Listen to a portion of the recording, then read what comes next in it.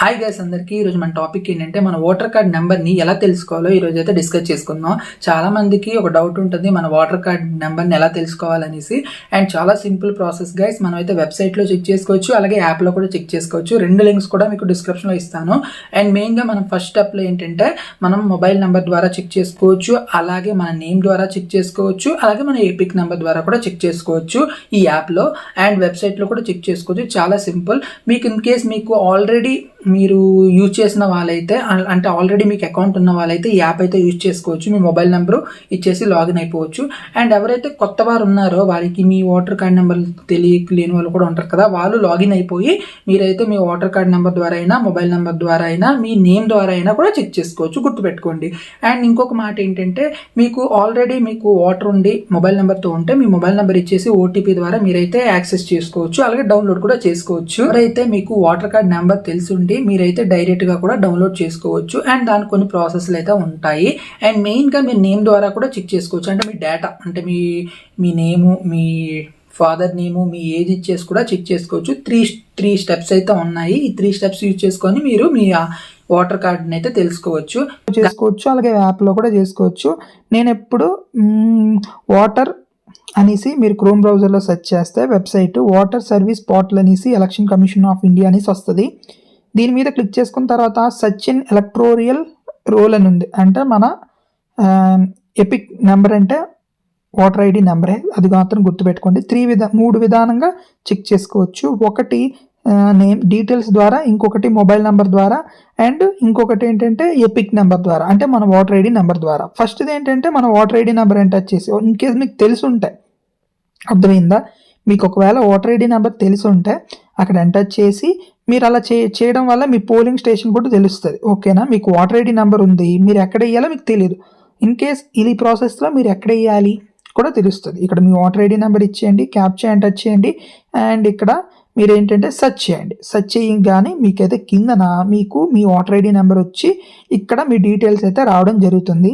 And ఈ డీటెయిల్స్లో మీరు ఎక్కడ పోలింగ్ చేయాలి, అండ్ ఈ విలేజ్ ఏంటి, ప్రతి ఒక్క డీటెయిల్స్ కూడాను, మీ ఏజ్ కానీ, మీ రిలేటివ్ నేమ్ కానీ, స్టేట్ కానీ, మీ డిస్ట్రిక్ట్ కానీ, అసెంబ్లీ కాన్స్టిట్యూషన్ కానీ, అండ్ అలాగే పోలింగ్ స్టేషన్ కానీ, అండ్ సీరియల్ నెంబర్ కానీ, ప్రతి ఒక్కటి ఇలా క్లిక్ చేసుకొని వ్యూ డీటెయిల్స్ మీద క్లిక్ చేసుకుంటే మీ డీటెయిల్స్ అన్నీ కూడాను మీరు ఓటర్ ఐడి నెంబర్ ఇచ్చారు కదా దాని డీటెయిల్స్ అని ఇలాగైతే రావడం జరుగుతుంది.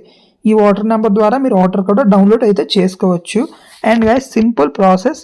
అండ్ ఇలా అయితే మీరైతే ఈ నేమ్ ద్వారా, ఈ నెంబర్ ద్వారా మీరైతే ఇలాగైతే మీ ఓటర్ని అయితే సెర్చ్ చేసుకోవచ్చు. ఇప్పుడు మనం సెకండ్ స్టెప్ అయితే చూద్దాం. అండ్ డైరెక్ట్ నేమ్ ద్వారా, ఇప్పుడైతే మనకి ఓటర్ ఐడి నెంబర్ తెలియదు, ఇప్పుడు మనం ఏం చేయాలి, మన నేమ్ ద్వారా ఎలా చెక్ చేసుకోవాలో చెప్తాను. అండ్ ఇక్కడ మీ ఆంధ్రప్రదేశ్ అయితే ఆంధ్రప్రదేశ్, తెలంగాణ అయితే తెలంగాణ, తర్వాత మీరు లాంగ్వేజ్ అయితే సెట్ చేసుకోవాలి. ఇక్కడ మీ నేమ్ అయితే ఎంటర్ చేయాలి. మీ ఇంటి పేరు నుంచి పూర్తి పేరు, మీ ఆధార్ కార్డులో ఎలా అయితే ఉన్న నేమ్ సేమ్ మీ నాన్నగారి పేరైనా అక్కడ ఎంటర్ చేయాలి. కిందన రిలేటివ్ నేమ్ దగ్గర సేమ్ ఆధార్లో ఎలా అయితే ఉందో అలాగా.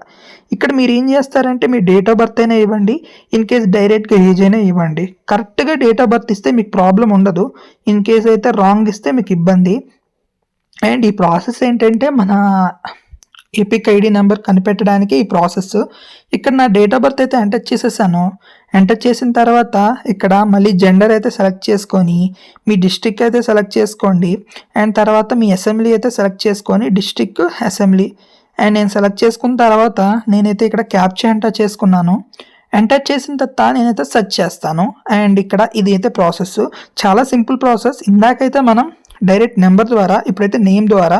ఇక్కడ గుర్తుపెట్టుకోవాల్సింది ఏంటంటే సెర్చ్ చేయగానే నాకైతే డీటెయిల్స్ అయితే చూసారో ఎలాగైతే కిందన వచ్చేసాయో, నా ఎపిక్ నెంబర్ వచ్చేసింది, నేను ఎక్కడ పోలింగ్ చేయాలో అవన్నీ డీటెయిల్స్ అయితే నాకైతే ఇలాగైతే రావడం జరిగింది. మీకు కూడా సింపుల్గా వస్తుంది, మీరైతే కరెక్ట్గా ఎంటర్ చేస్తే. ఇన్ కేస్ మీరు ఆల్రెడీ యూజర్ అయితే గుర్తుపెట్టుకోండి, ఇది మాత్రం మర్చిపోకండి.